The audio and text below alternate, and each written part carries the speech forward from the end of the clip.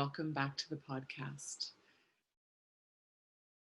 I think I'm, the fourth podcast into this series, and every week I'm allowing this to become an evolution, a journey of discovery, exploration into what is all of this? When I look out into the world, what do I see through my eyes? Inviting guests on and really getting curious about what they see through their eyes and how they experience themselves and what they're willing to do differently. And what you've heard so far is four podcasts where I've invited women who, I've been in conversation with for many, many, many hours and many, many years. And we engage a process called the Well Systems Body of Knowledge. And this process is not a, here are the 5 steps to. It really is a process that instead of seeking to define us, we can use to help understand how we've been shaped to become who we know ourselves to be. And then beyond that, how to empower ourselves to know that we are so much more. So when you hear these women, what you haven't heard is the thousands of hours of staying in the tough conversations, the messiness of our human experience about uncovering and unpacking the truth that we carry and allowing ourselves to know that that this body is a powerful processor. And when we let the body do what it's designed to do and we let go, the signal of who we are gets to flow. So if I look back on the last number of weeks, I think it really began with being in conversation with Dean and looking at very soberly that we are in the 6th mass extinction on this planet. And that is something that is the overarching context in which these conversations are being had through. And then as we were going, COVID, came into our lives and really, came to our planet in a way that was a huge wake-up call that really disrupted life as we know it.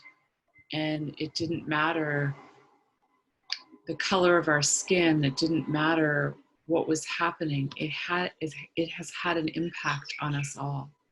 It's allowed us to see how interconnected we all really are on this tiny blue, beautiful dot that we call home. And I think recently with the systemic racism now that is coming to the surface, this is the jolt. It's what it feels like inside of me. It feels like the jolt that is needed to act and to not just talk about something and use it, in solidarity on social media and in writing. It's one thing to write and it's one thing to speak, and it's a very, very different thing to act and to live our lives in alignment and in accordance with who we are discovering ourselves to be.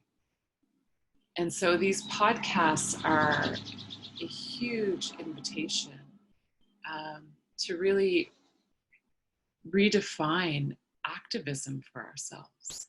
That for many, many years, we have been doing things in a certain way. And while there is impact, the question inside of me is always, but what allows us more impact? And part of the invitation for this is looking at human consciousness, the evolution of human consciousness. We are biologically designed for growth. And we as a culture, and I'll bring it back to me personally, when we get into our comfort zone, when we get into our lifestyles and we are, busy with our kids and going back and forth, it has taken these events for us to stop and to really take inventory. And now really being invited to look at, what is it that I carry? What is it? What are my invisible structures that have created my belief system, that drive my behaviors, that have me looking in the face of something and have me looking away? What is it to be the truth that I am in the presence of another who carries a different one? And these are all explorations. It's not about seeking resolution or fixing something. This is about being able to stay in the tough conversations. So my guest today is a friend of mine, has been for quite a number of years. And we have journeyed together our personal evolution, our commitment to discovery, as a way of being and as a joyful experience, even in the less than joyful, uncomfortable conversations that we have found ourselves in over the years. And so I will be inviting Angela Burton onto the podcast. And you will hear in this interview Angela share her own personal experience. And I loved, after the interview, she shared with me, she said, I thought this was going to be more about, how to parent and offering, tips and advice. And she said, but I am so much more from this conversation. And, it brought me joy to hear that, because that is this intention. So often life is about an outcome and an agenda, and we forget to allow ourselves the simple joy of becoming, of discovering we are more than we have been taught to believe we are. So if you're on this journey with us and you're listening and you're curious and you have questions and you're wondering what the heck Well Systems is and how to engage and how you can find yourself in these conversations with yourself, there's so many different ways to engage and things to read and listen to, experiences in a community that is committed to their own evolution. So please feel free to reach out and send me an email. It will be on my website, which will be in the show notes.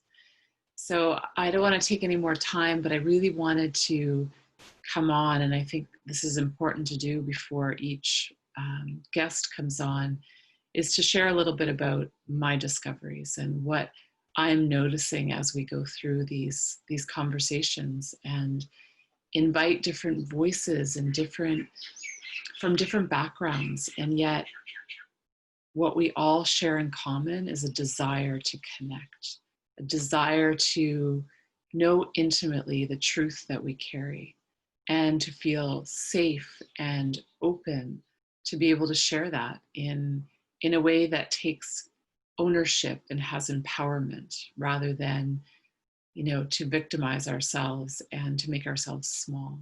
So I will turn this over now to inviting Angela onto the podcast, and thank you for being here.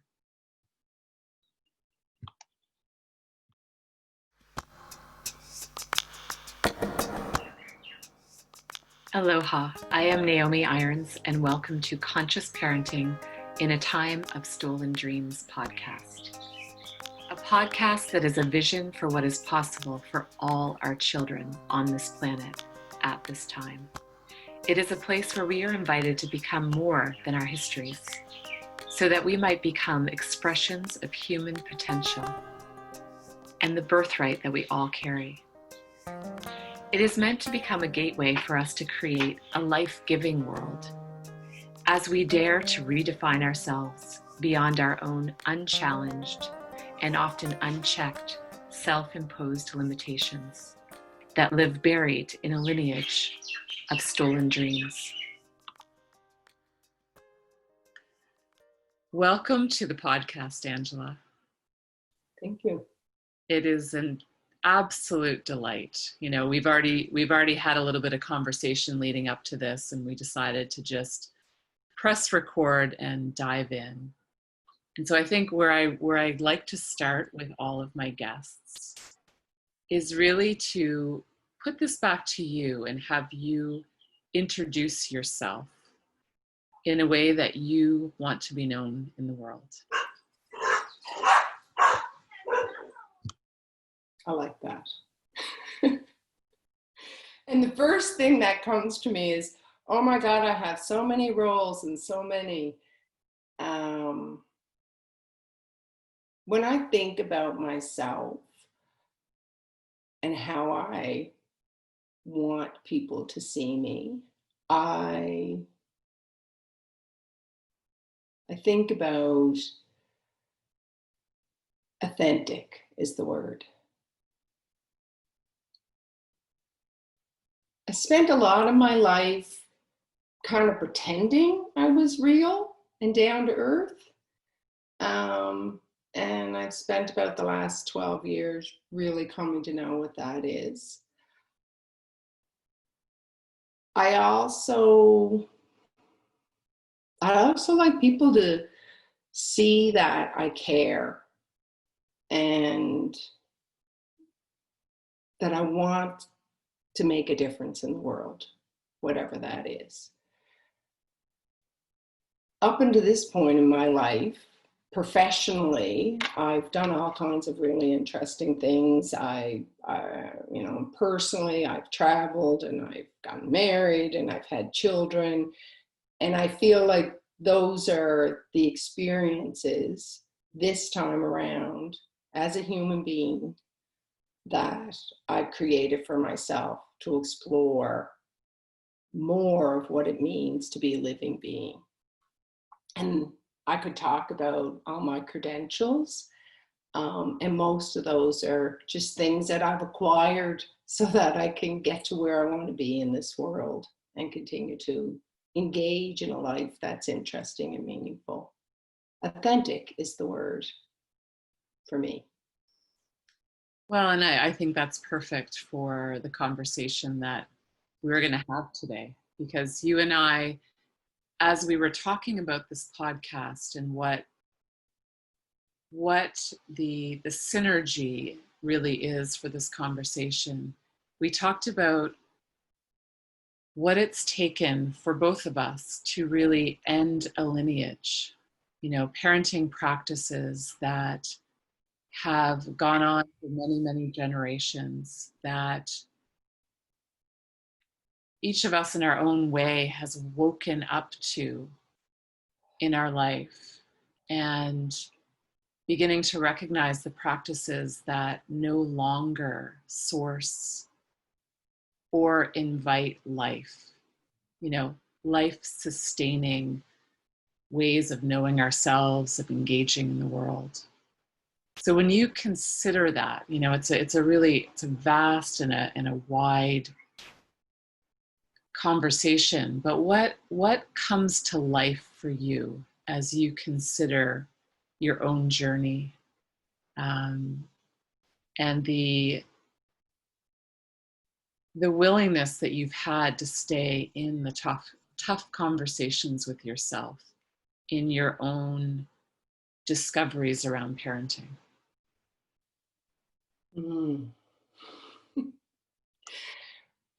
To have the conversation about parenting, for myself, I have to reflect back on how I was parented. And I'm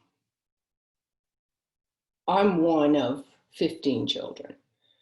I grew up with 14, but I had another sibling that I had never met, who was born and passed away before I came along. There's a part of me that always wants to say, so like, that's really out of the ordinary. And because of that, there's things that happened, and, you know, it's so unique that it's not like anybody else.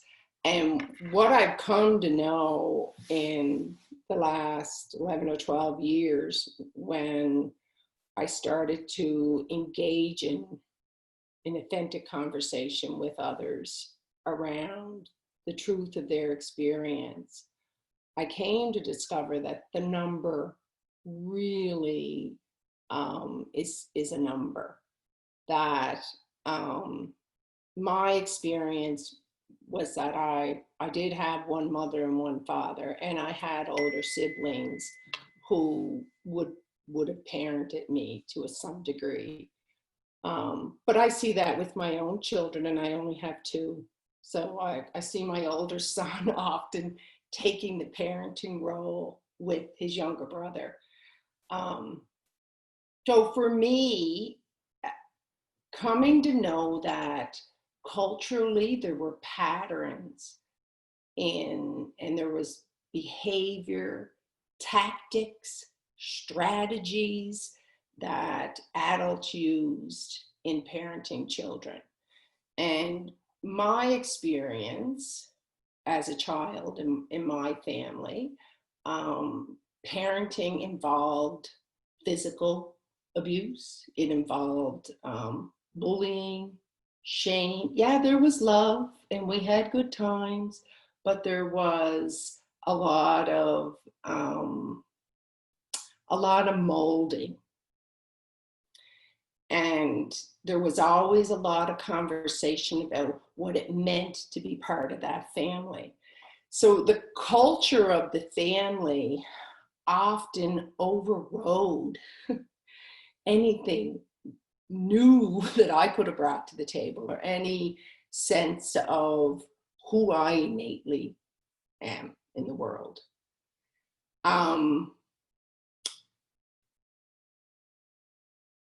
not sure when, but I do know that at a very, very, very young age, it was very clear to me that although people around me said they loved me and they valued me, the behavior didn't reflect that.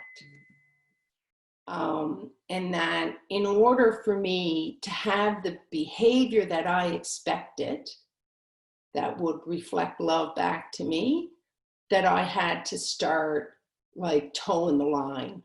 I had to kind of go along with the culture and the program. And then that's how I would get loved. So I have all kinds of stories about how that has served me so well professionally. I'm a consultant, which means I'm always out working with different people in different environments, starting new jobs all the time. I can walk into a room and I can look around and I can calibrate that room in seconds. People hire me because I'm a people pleaser. I get to know what they want and I serve their needs. And so I can say, well, I got all that from my upbringing. Wasn't that great? And inside myself, I often get to a place to where I'm having that conversation about is me giving them what they want, is that a reflection of who I want to see myself in the world? Even when you said to me, how would you introduce yourself to the world? Like, I really had to think about it. Because like, who am I in the world? Because I spent so much of my life figuring out what other people wanted and giving that back to them.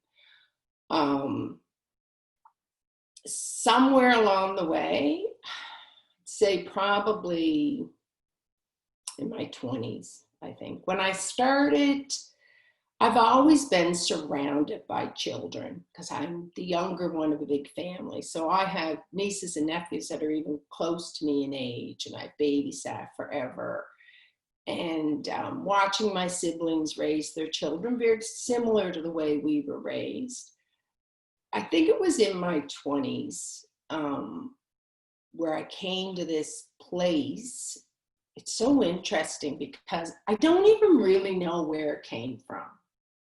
I just knew in observing around me that I was not going to hit my kids. It was just like, I'm not doing that. Like, they're just little kids. Like, you're a big person and you're hitting a kid, like a little kid. And that was the beginning for me of like looking at the culture of my family and beginning to understand that I didn't align with that, like who I am inside and who I want to show up as in the world is not that. So we would solve problems in my family usually by going out and beating somebody up.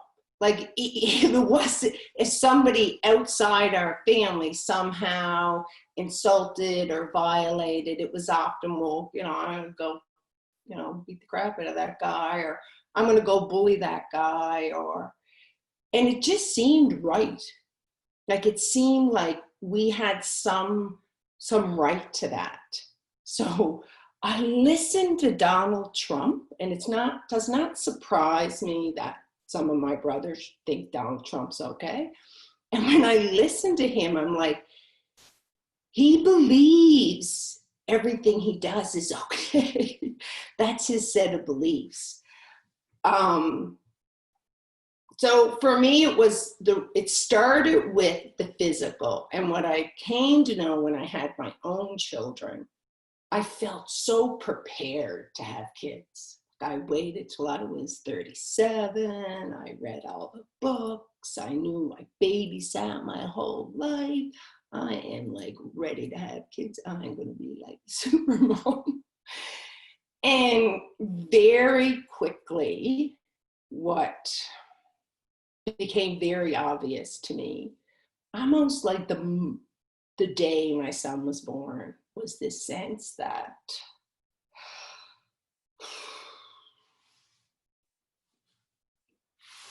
I need to know something else besides what I know. It was beyond, I'm not going to hit him. There was more. There was more.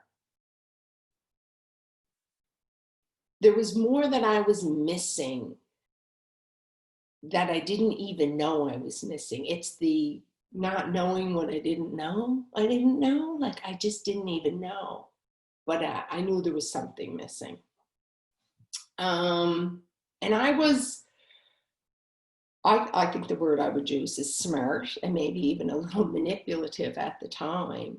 But before I married my husband, Chris, I made it very clear that that physical abuse in children, that was a showstopper for me. And I would not have children with somebody who supported command and control and hitting your kids. I didn't even know what that looked like. I had nobody in my world who was doing anything different. I didn't know what it looked like, but I knew, like, I need a partner. If I'm going to do this, we have to be on the same page, and we have to kind of create it as we go, but I had no idea what it would look like. I don't know if it was hard or easy because I only know what I know now.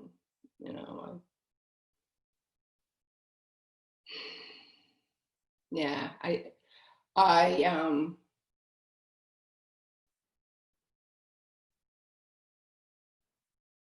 don't think there's a right and wrong way to parent.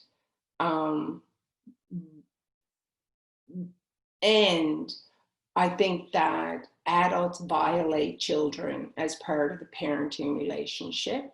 And there's there's no good to come from that for the child. And I don't know if anybody has it figured out completely. And me waking up and depending on myself and my own intuition and having a partner that was in the same space and we could have those conversations was really all the tools that we had. And I ended up, it's really interesting, that not really ever having the conversations with my friends. We all had that thing about the physical hitting our children. It was something that we all kind of went into parenting as just something we weren't going to do. So that became kind of easier in a way. But the bullying is a tough one because, you know, society would, and this again, the way I was brought up was about discipline, and you have to prepare your kids for the future, and you have to make sure they're ready, and you have all these responsibilities. And what I quickly came to know, my first son was, I don't know, he was so easy. He just kind of went along with the program, and maybe because he was the first. When my second guy came, Max, he wasn't here very long before I remember having the moment and saying, like, I don't know how to parent this child. Like, I couldn't bribe him. He was not a people pleaser. He didn't care what I wanted or what made me happy. Where my first son, I mean, he would do just about anything for a couple of jelly beans, right? Toilet training was really easy. Like, everything was easy because he just was his personality. If he made something a game, he was all about that because he was very competitive. But with Doyle is his name, Max, my second son, none of those things. He wasn't having any of that. He was going to do what he was going to do when he was ready to do it and not before. And he knows this. I tell him that you were the reason that you woke me up. I remember standing there saying, like, I have no idea how to parent. I thought the second one would be a little easier.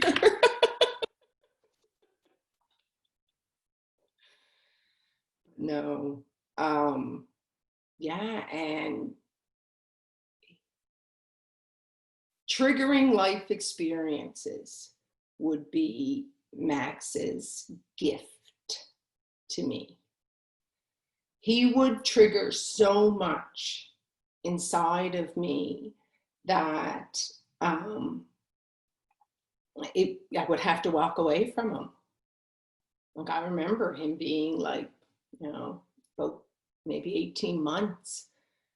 And that became something that was happening all the time because I didn't want to get angry with him.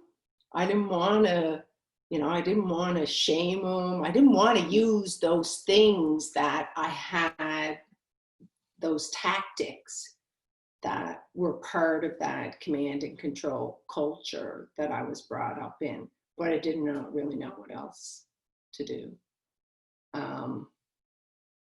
And then I stepped into decloaking with you.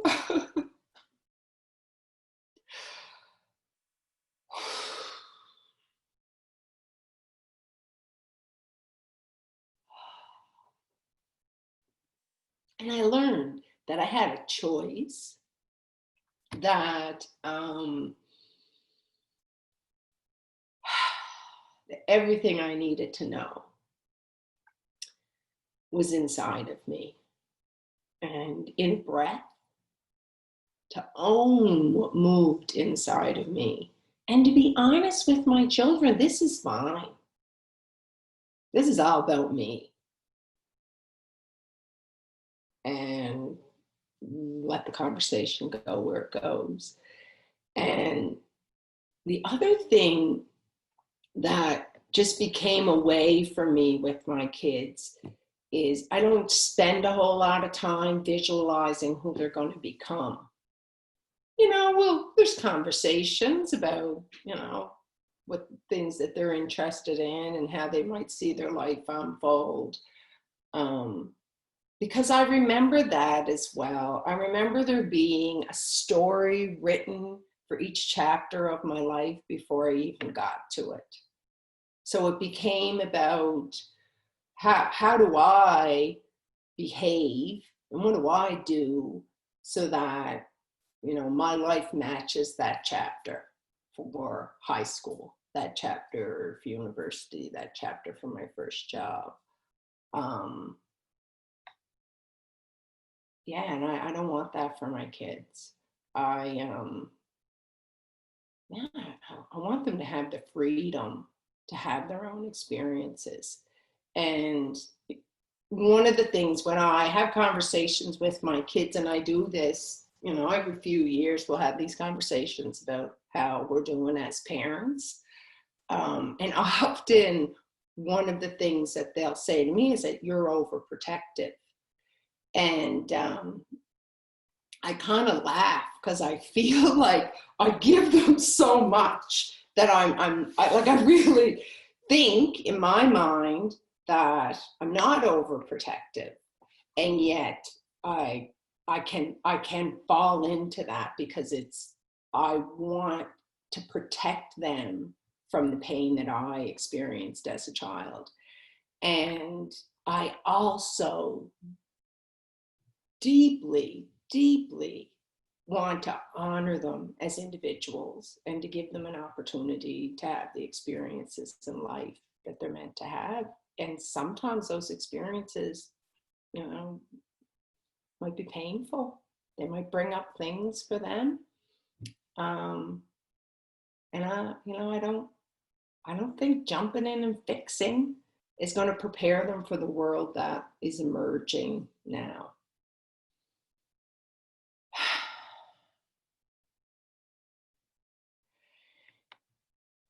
And I know there's a part of me that wants to say, well, it's not always easy, but that's life. It's, sometimes it's ups and downs like most things.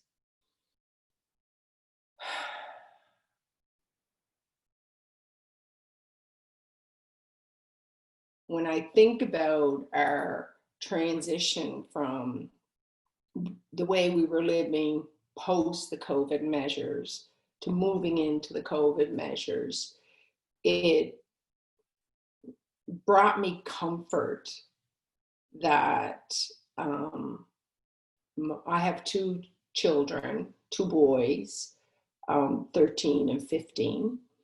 And the only thing they have in common is that they have the same parents, they have the same gender, and they both love the water and the beach. They don't really have much else in common. What comforted me as we made that transition was two very, very different children transitioning into a world with a lot less structure than they were accustomed to, and just watching them create their days. It was really, really heartwarming and fascinating to watch them create their days, to watch, how they plan their days around whether they were going to do their work or not. And then there's so many conversations among parents about all these things going on, and I'm like, I'm not doing anything. I am, a couple of emails from the school, and I'm not doing anything. They know their responsibilities. If they, we'll have conversations. How was your day today? And what I found is they both created their own way to get, to do their schoolwork, to find time to themselves, to manage their screen time, to manage their sleep. Like my 15-year-old went to this whole nocturnal stage where he was up all night and sleeping all day. And then eventually he just adjusted himself back. And then 2 weeks later, he was nocturnal again, and then he adjusted himself back. The only thing that in his nocturnal phase, a couple of days I went into his room really early in the morning before he went to bed and just expressed how much I missed him. I said, like, this is about me. I miss having you around.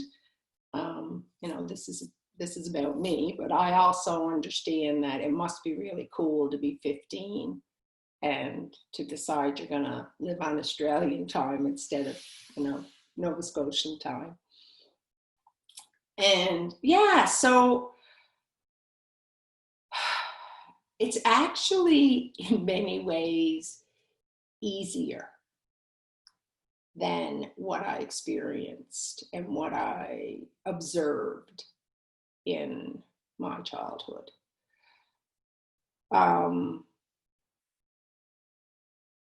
And it's not about, it's so different.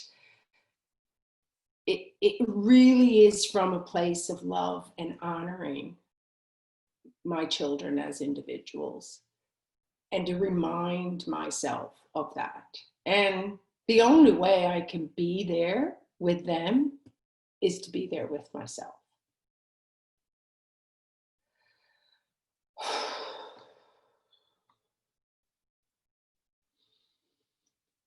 And I know when I'm not there.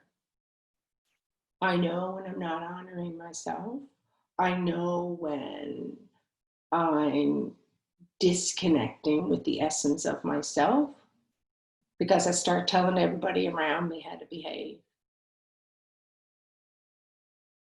Oh, yeah. What am I avoiding? What's going on inside of me that I'm avoiding? That all of a sudden all these things are so important. There is so much in all that you have shared. And what I'm left with, like the thoughts that are going on inside of me right now, as I heard you describe being parented, and really so many of us, the mass majority of us, come out of our family systems, knowing ourselves as the role that we were taught to play. Mm-hmm.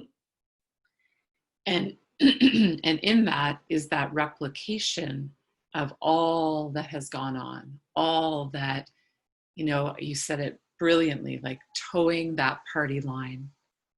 And as long as I keep knowing myself as the role, and I keep allowing others to, the feedback in my role is positive. But if I step out of that, the consequences to that, the repercussions to that. And I know when you talked about, stepping into decloaking, it really is that moment that we can give ourselves permission to even consider that we are something other than the role we have been rewarded or punished for. And within our family, it's not just a set role. It's recognizing I play lots of different roles. And then I come out into my life and I have children, and all of that starts to wake up inside of me. And so we can intellectually know, I don't want to parent the same way. I don't want to be that person. Or I want to be that person because that's what feels comfortable. Mm-hmm. When you think about, that experience in your body as you began to recognize you were more than the role that you came to know yourself as, what comes to mind for you? What were some of the things that you started to notice? Like, what were the challenges? What were the things that you were bumping up against? With myself, as I started to be real, Yeah, like, I'm not that tough. Like I had this like image, you know, this like tough. I'm not really that tough. I'm pretty soft. And yeah, I'm a very, very loving person. And I have deep compassion for the world, for the people around me, whether they're part of my day-to-day life or whether they're living in another part of the world and I'm reading their story. I have this deep, deep compassion for humanity. And I am fascinated, completely and utterly fascinated by the human experience. I find people fascinating. So that, up until I started to get to know myself, a lot of the conversation in my head was judgment. It was like judging myself and then judging everybody out there and like measuring everybody for like how they fit in to either my expectations of who they should be or like what makes them a good person or a bad person. And what's really, really, really, really changed for me is I know for certainty there is no value for me in my life to live from a place of judgment. And judgment's different than choice. When I have options and I choose for myself, that's different than a judgment between a right and a wrong. And so as a parent, there are, I'll call them cultural, beyond my family, just things that are culturally, you know, people that you should do this and you shouldn't do that. When I release myself from judgment, it opens me up to possibility. It also allows for the love and compassion. So, for instance, a really good example just yesterday with my 15-year-old. He broke his cell phone and it was an accident. He did it himself, you know. He wrote us a note. He laid the phone on the table and he wrote a note. This is the worst day of my life. I'm not coming out of my room anymore. He laid it down. Yeah. And I read the note, and the first thing that I thought of was, oh, he's beating himself up. I didn't care about the phone. I didn't care about how much it costs or who's going to pay for it, how it's going to be replaced. It was, he's beating himself up. So my conversation with him was never what happened to your phone. My conversation was, hey, bud, it's okay. People make mistakes. You don't need to beat yourself up about it. And he's like, I'm so angry. I can't be around anybody. I said, I understand that. You got a lot moving. Maybe breathe. He goes, yeah, I'll breathe. And I walked out of the room, and as I was walking away, I thought to myself, that for me was a conversation I wanted to have with my son. When I was 15, I remember like losing this necklace that my mother loaned me. Well, I may as well have cut out her throat and fed it to the dog, right? Like it was like the worst thing in the world that I ever could do. I was 15, I lost something. People lose things, people lose track of things. For years, I felt guilty about that. That's judgment. That's you did something wrong. You are a bad person. You should be ashamed of yourself. And so that made me that parenting style for me made me an angry young adult who had a lot to prove.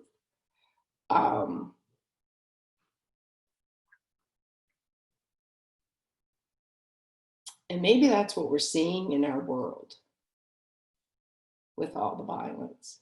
And it's not rocket science that people who, have been told that they do things wrong. I'm not saying that kids should be just left to run amok, because I have found that actually they don't run amok when you honor who they are. But this sense of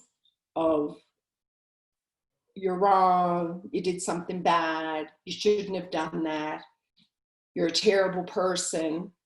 Like as a child, you don't have to hear that every day to begin to internalize that, because I did not hear that every day. But I heard it enough in those very intense moments in my life that it stayed with me for a long time.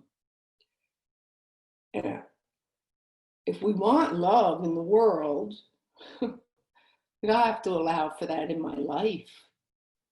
I have to allow for the love of my life, and I have to model, I believe, I have to model that for my children. And I also have to model what it really means to honor myself as just another living being, whether that's as a woman or as a mother or as a wife, but as another living being, to honor myself and to approach them and to engage with them with compassion. For I remember, like I clearly remember when I was 15. And I actually said to my son several months ago, I said, who I was when I was 15, you probably wouldn't be allowed to hang out with me. Because I mean, I drank, I smoked pot, I smoked cigarettes, I got kicked out of school regularly. I was really, really, really smart, and I had really good grades. And I thought all my teachers were idiots and I knew more than them. And my son, my 15-year-old son, he's the same way, but he doesn't get kicked out of school.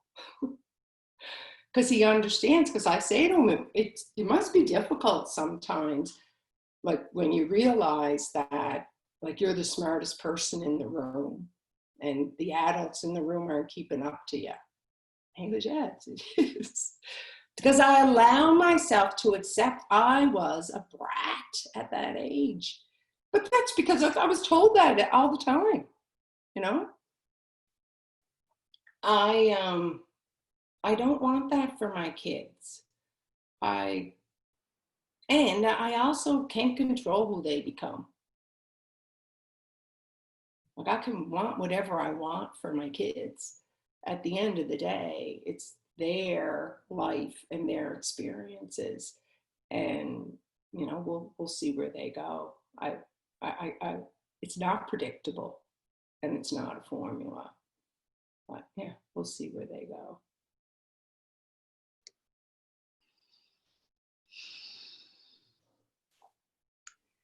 I remember hearing the distinction between guilt and shame. Guilt is in something, a behavior that we do. And shame, we really carry at an identity level. Mm-hmm. And everything I hear you talking about is, your own journey to recognize that, to, connect to the truth of your experience, the truth that you carry, not the shame that was there to control. So it's like, I hear you speaking about going from being the manager, the manager of your life, to knowing that you're the creator. Mm-hmm. And in that, there is such freedom for us to know that the life that has been shaped for us is not the life that we need to keep carrying. And it's not the life that we now need to pass into our children's hands. And, I know for myself, it's taken what it's taken, to really expose those systems, first to see them for what they are outside of me, and then to be willing to expose those inside of me. Mm-hmm. and to take ownership, not of the experience, but of the truth that I carried around that experience. So what I hear you talking about is engaging with your kids now. You're able to go right to the truth of their experience rather than taking the experience itself and then passing that to them and wanting to do something with it. Yeah, there's no, you should be ashamed of yourself. Yeah, and you're angry, you're disappointed, you know. It's sometimes for me, and yeah, sometimes I don't have, I don't know what I'm trying. Sometimes it's just not there for me. I feel like that I want to be pissed off at them because I feel like to be a good mother, every once in a while I got to do that. And because it's so deeply ingrained.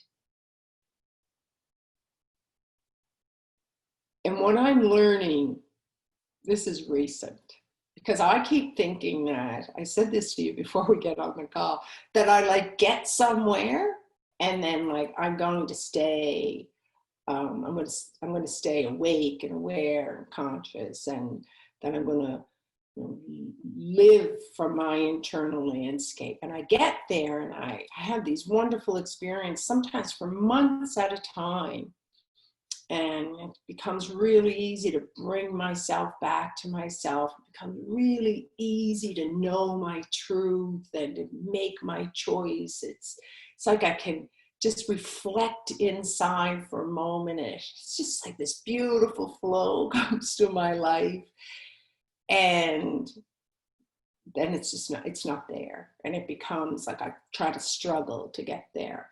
And what's really, really true for me is that I absorb, there's like I absorb from external sources.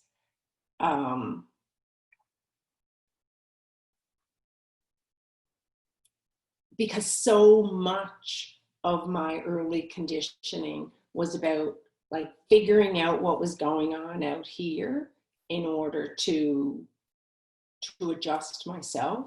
And I know it's all me.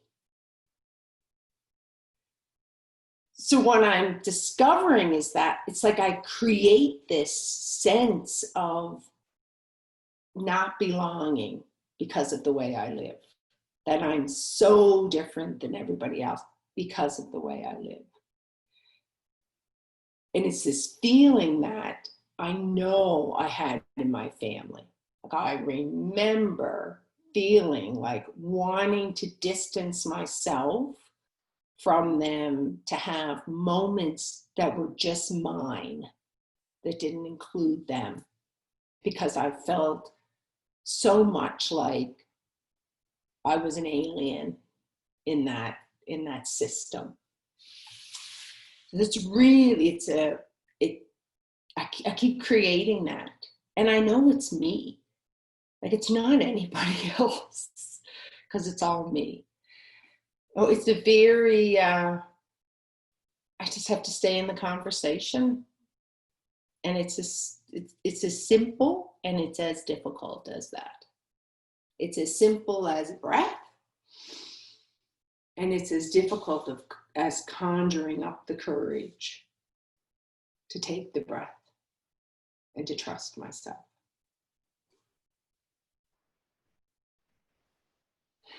Well, and I think when we're not in the role anymore, when we have allowed ourselves to see that we are so much more, we're not seeking to stay the same anymore.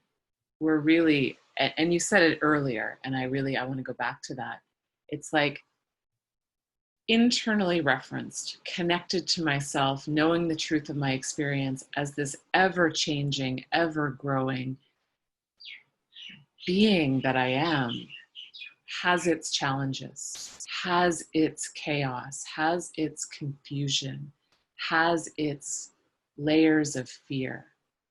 And when I think about being externally referenced, and I think about seeking to fit into the role that, in a moment where I have chaos inside of me, to go back to, okay, there's this external culture, this external society that is now feeding me what my family system fed me.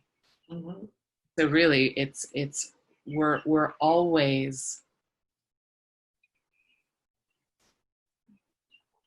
in that experience, and we're always at a choice point.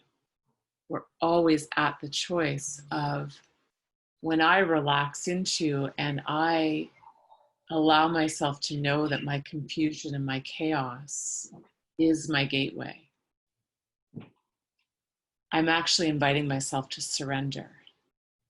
When I feel resistance and when I feel the fight inside of me, which I still do as well, I know that I'm pushing back against something that I don't want, something that is seeking to define my experience. And in my parenting, that is ever present for me.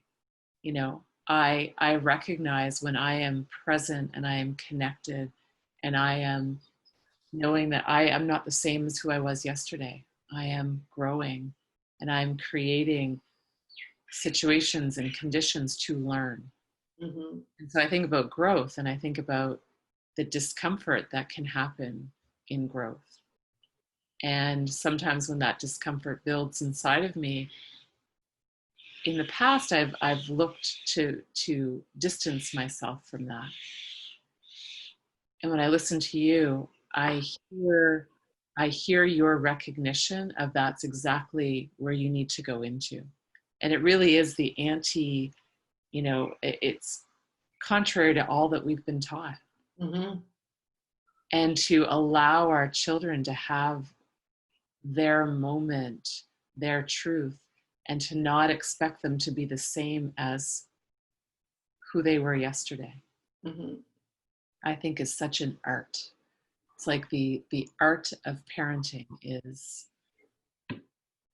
and there's not when you take away the structure, which I'm looking at the world right now, and so much of our structures are crumbling. Our planet, is rising to the occasion. And I want to switch gears a little bit with you, and as you look out into the world, as you see what is becoming exposed, what is happening, because you were in the Mecca, Angela. You were in the center of murderers, the mass murders in Nova Scotia. When you consider that, and you consider that that is just a fractal of what is happening on a global scale right now, where we don't move into our heads in this experience,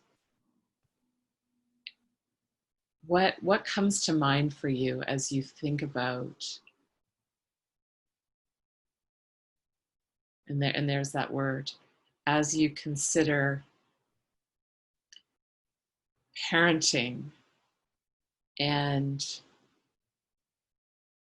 not preparing, because that's not the right word. And again, this is where language is, I don't want to move us into the future.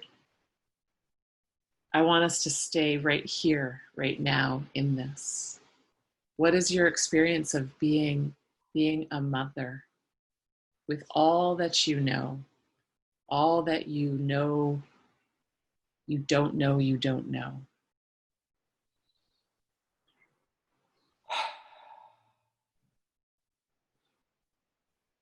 What is the truth that you carry? When I look at what's happening in the world, from, I call it, like, to me, COVID is Gaia's response to us raping and pillaging the earth for a long time.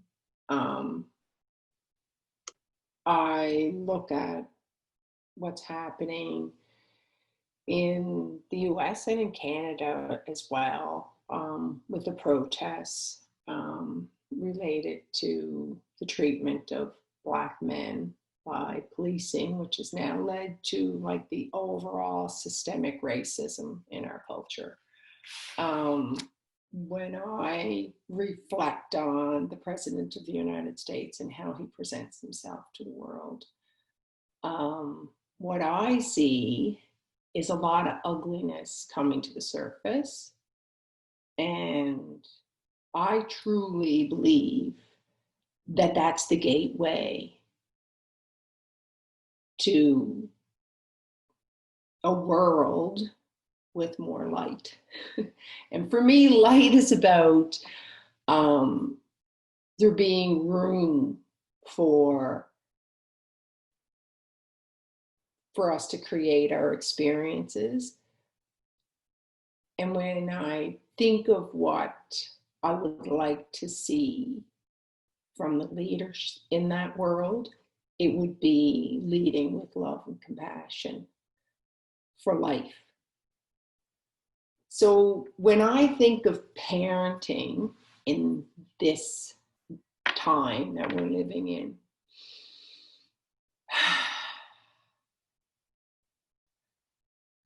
we have a lot of conversations in our family around resilience and what it means to be resilient. And it often leads to a conclusion of resilience is about knowing who you are, loving and respecting who you are, and honoring that in your experiences with others. And I know that that's not, what mental health professionals might call resilience. Regardless of the world, whether it's the world we're in right now with a lot of chaos and turmoil, that I believe was always there. It's like a volcano, and it's been there, and it's been building up, and it's been building up, and it's been building up, and now it's coming out and we can see it. And so that volcano is going to create something. It's going to take a little bit of time for, the eye, whatever that volcano is going to create, whatever its impact is going to have on the natural world. Well, I feel that's where we are. When I think about the people and we need to be creative. And then there's a part of me when I say that I kind of feel like we always needed to be those things, that we always needed as living beings to allow ourselves the opportunity to create our experiences and then to honor others to do the same. But there's something different right now than there has been. There's a buildup of intensity, a fire energy that we just keep for so long been pushing away. So the racism conversation, the violence towards women and the misogyny conversation, there's so many that have been going on for years and years and years, and we're just barely moving the needle. I think the systems that are in play in our world will collapse, and and I think those who become the leaders of tomorrow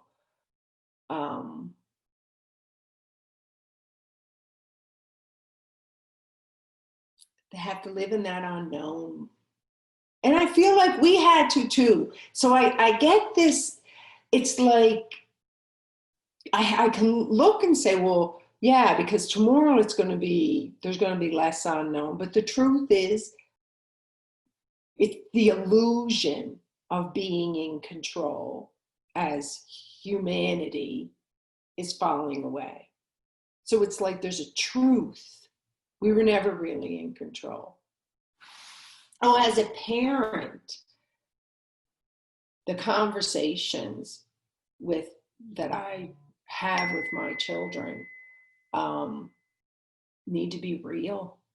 They need to be from a place of truth, and they need to be from a place of hope. Because we could look at the world and create a very devastating future for our children. We can also look at the world and imagine a really, really, really, really loving future. It's kind of like we've done everything else as humans. So I want to be hopeful that we're going to have a period of chaos, and then there's a rebirth. And on the other side, it's going to be very different than where we are today. And so the intellectual side of me feels like, well, we need to prepare our kids for something different. But I live in the job that I have, the work that I do, I didn't even know existed when I was a child. And this world is very different than the world that I lived in. So I think it's applicable for all time and space. Parenting by first honoring myself, and parenting from the perspective of these are living beings who chose to come and hang out with me as their mother for a period of time. So whatever they do in their future, if that's based on knowing themselves, and if that's based on like a love of nature, and if that's based on respect for people, what more would one ask for, really? So whatever it is, whatever they grow into, having that sense that I'm okay, me, I have value as a person. And yeah, and that resilience to always have yourself and the truth of it's that voice inside, and to know that, that's always with me. Yeah, I don't know what else I would want for my children. To be honest, I would have given anything to have been given the permission to be myself. I had to give it to myself as an adult. And yeah, I just think to just let them be.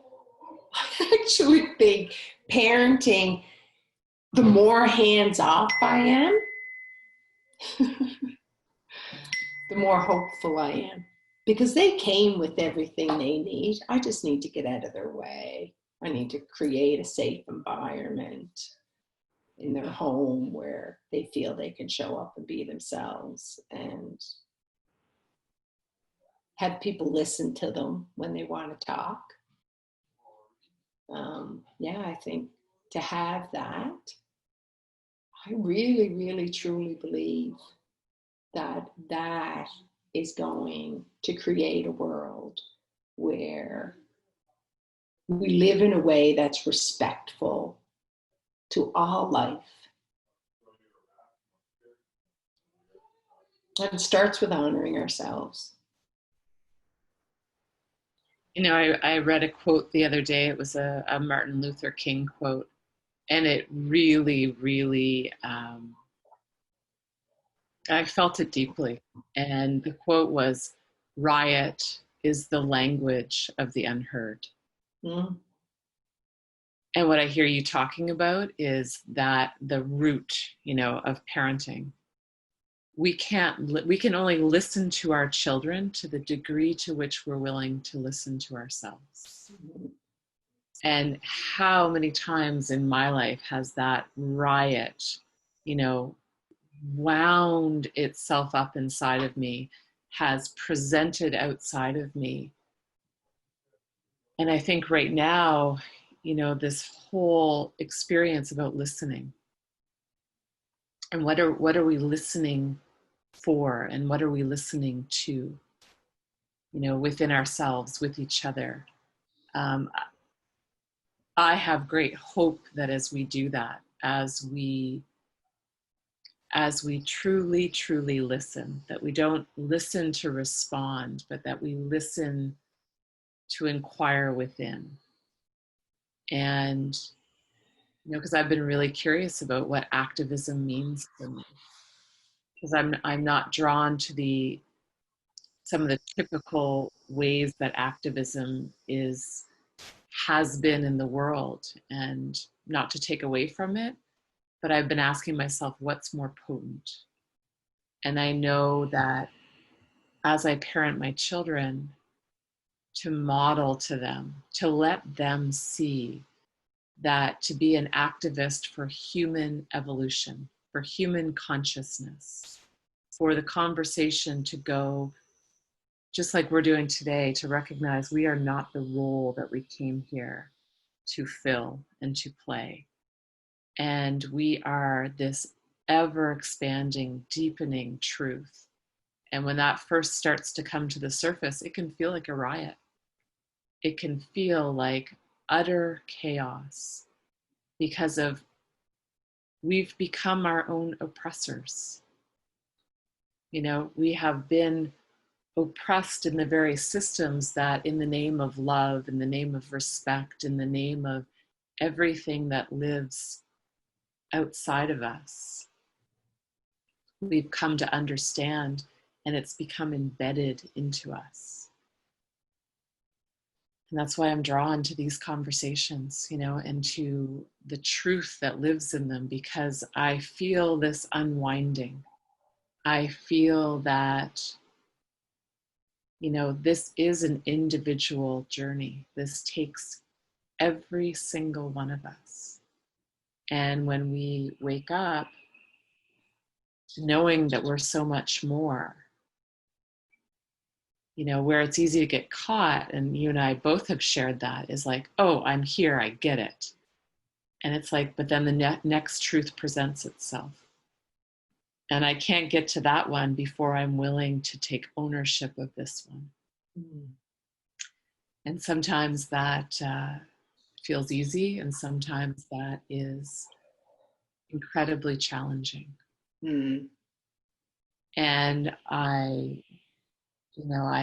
think of activism with my children, and I think of the word you used, resilience, and to listen to them deeply, not just for what's presenting on the surface, but to listen for what they're not saying.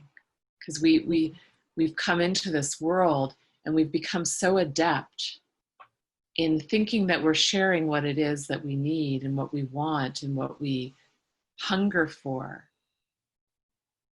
And really, it's the very thing that we don't share. Mm-hmm. That is the moment that everything can soften inside of us, that everything we can surrender to. This is me in this moment, and I am perfect in the truth that I carry. Mm. So I have such gratitude for both of us showing up in this conversation, and it's almost like filling in the gaps for each other. You know, I knew that coming into this conversation, that there would just be this ability to make it up as we go, to not have this be structured. And I continue to have that be the invitation in these podcasts, because I think we're relearning how to nurture ourselves, how to listen to ourselves in the gaps, you know, not in what we necessarily are saying, but what it is that we really want to say. And yeah, if you think about that and, you know, bringing this conversation to a close, what is it that you really want to say?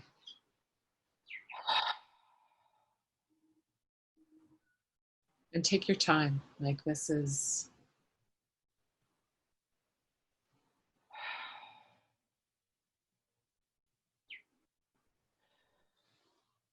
From a parenting perspective, when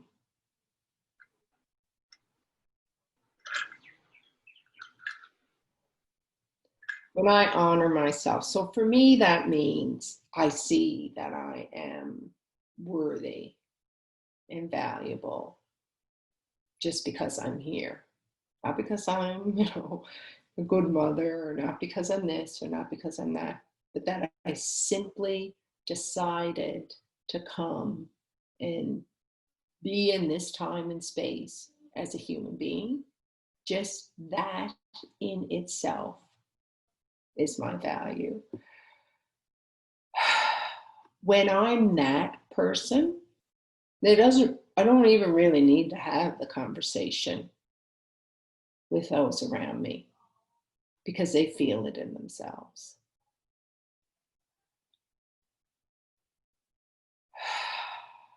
And I know for certain that it starts with each and every individual. And so when life gets created, in most instances, it kind of starts and then it blossoms out. It doesn't start out here and then permeate, come in. It starts and it blossoms out.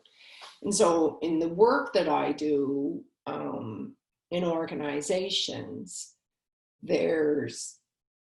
I do a lot of change management and transformation, and the philosophy, I'll call it, is based on those higher in the hierarchy are the ones that kind of say, yeah, this change is necessary, this change is necessary. But all the real change starts with the people inside. And each individual comes to that place where they themselves internalize, and then it starts to happen. So our family system is a basis of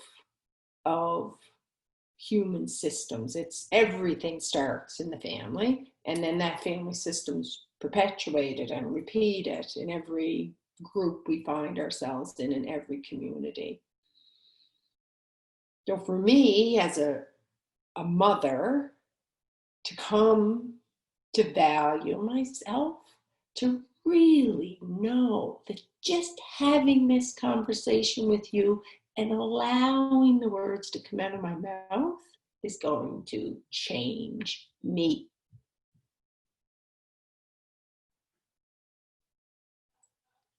And then allowing the opportunities for others in my life to see that and to feel that and to experience that, for me to see myself in my pain, for me to see myself in my joy, opens my eyes to see the same in others.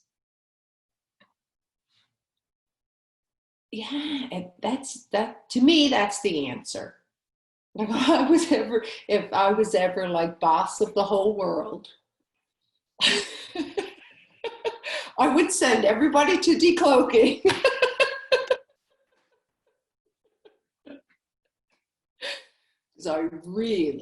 I feel the other way of like creating the chapter and then trying to match yourself with it. So creating expectations, creating things to work towards, and to try to match yourself to that is way more difficult than allowing the truth of who you are to be expressed in the world. It's just, I forget it sometimes because I don't feel, if I have to stay in the, I shouldn't say for me, what I know is I need to choose to stay in the conversation. And that's where I am in my journey. And there is a part of me, Naomi, that would like to say I would love to do it all on my own. And that's part of honoring myself. It is, it really is.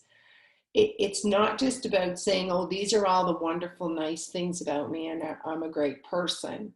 It's also about creating experiences where I can explore all of me. And I can become more aware of what is driving my choices on a day-to-day basis. And I can pause. Whoa, the pause is so important. So yeah, when that's what I would like to tell the whole world.